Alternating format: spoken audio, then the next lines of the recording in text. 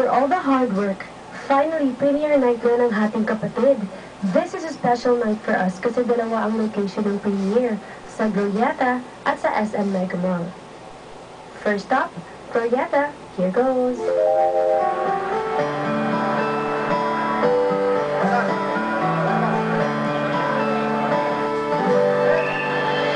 Sa isang coaster lang kami going to Glorieta, since dun yung first na premiere, hindi mawawala talaga po yung kaba.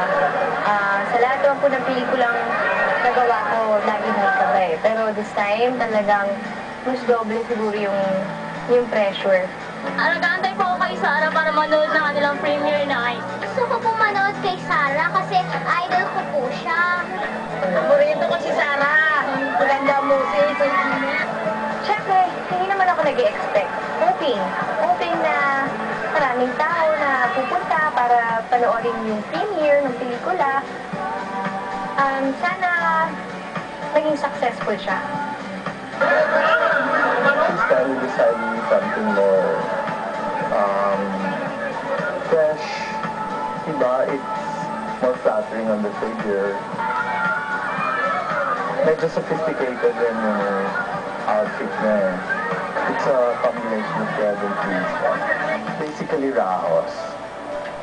I'm just putting things together with, for the outfit. Like the accessories, the jewelry. Bata pa si Sarah, so kailangan young palagi yung looks niya. So minsan nag-glam kami, pero yung hindi sobra, si Sarah, glam pero young. Ang ginawa ko sa kanya is glam ponytail na medyo hindi naman curly pero wavy yung hair para bagay na rin dun sa dress na ginawa ni Mr. Rajo Laurel. She's well-loved naman yun, diba? People like her, just, she hasn't changed from the time she won Search for a Star. I think she's pretty much grounded. She's very lovable. She's not the typical artista.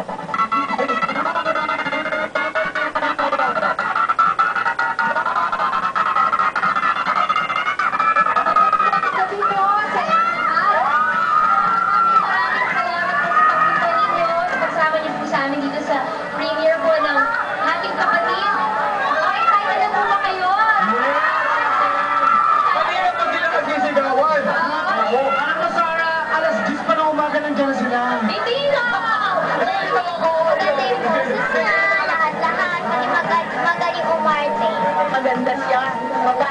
Mabait si Sarah. Young version talaga siya ni Judy Ann, yung medyo mahiyain, mapagmahal sa magulang. Kahit anong i-endorse niya, pinapatok namin. Sa busis, sa acting, maganda siya.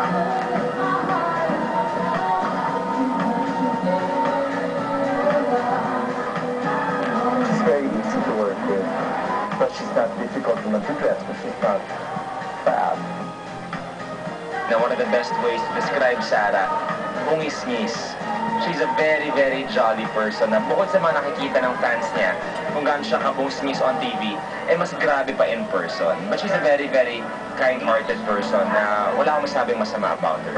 Ako, parang hindi ko pa yata siya nakitang maldita. Parang mas maldita pa nga yata ako sa kanya eh. Well, Sarah Geronimo na siya. Pero nakikita ko pa rin sa kanya yung napaka-humble na tao, walang ere, napakabait, at isa pa, siya yung taong hindi marunong talaga or sa isip niya, hindi siya marunong magsinungaling. Hindi ka bawal with Sarah. Kasi she's very candid, she's very malambing. She's one of those I can hear doesn't complain.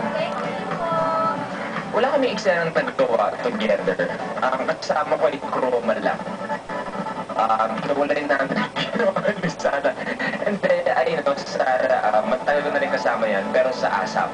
Kumbaga nakakasama ko si Sarah bilang isang performer. And Sarah as an actress, I'm a fan, especially ng John Lloyd Sarah, the Love Team. So the fact na nakasama ko siya sa isang pelikula at nakakapag-interact kami as actors, it's a very, very refreshing experience para sa akin. It's a pleasant experience. Siguro, di ko di-deny na madami kasing nag-i-expect na talagang maganda itong pelikula nito.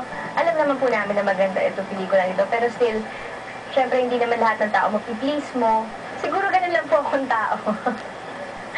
Na ay, di kasi ako yung nag-i-expect talaga. Laging, lang, hopeful.